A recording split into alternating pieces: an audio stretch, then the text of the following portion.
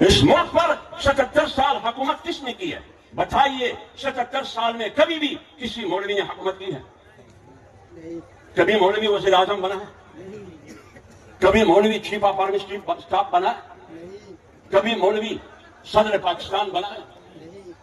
کبھی مولوی گورنر بنا ہے؟ جب مولوی کبھی جنرل نہیں بنا ہے، حکومت تو یا جرنیلوں نے کی ہے یا شیروانوں نے کی ہے۔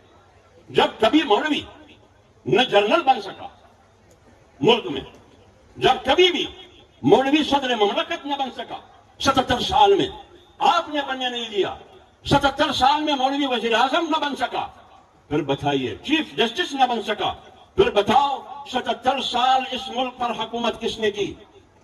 کس نے کی حکومت؟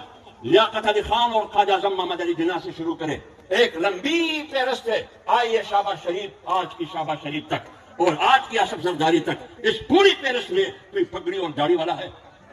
کوئی مولوی عالم دین ہے؟ نہیں ہے۔ کون لوگ ہیں؟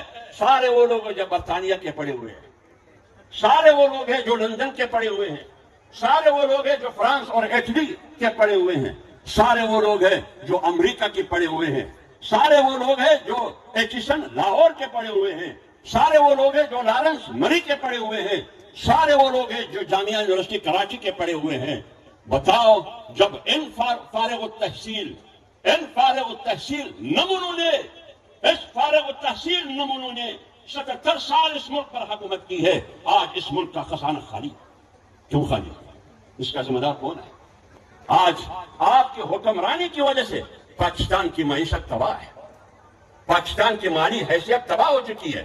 آپ کے پاس، آپ کے خزانے میں 5 روپے بھی نہیں ہے، 5 روپے، جھوٹ مت بولو، 5 روپے بھی نہیں ہے۔ جتنے بھی پیسے آپ کے خزانے میں ہے یا تو قرضے کے پیچھے ہیں یا خیرات کے پیچھے ہے، آپ کا اپنا پیسہ 1 روپیہ بھی نہیں ہے۔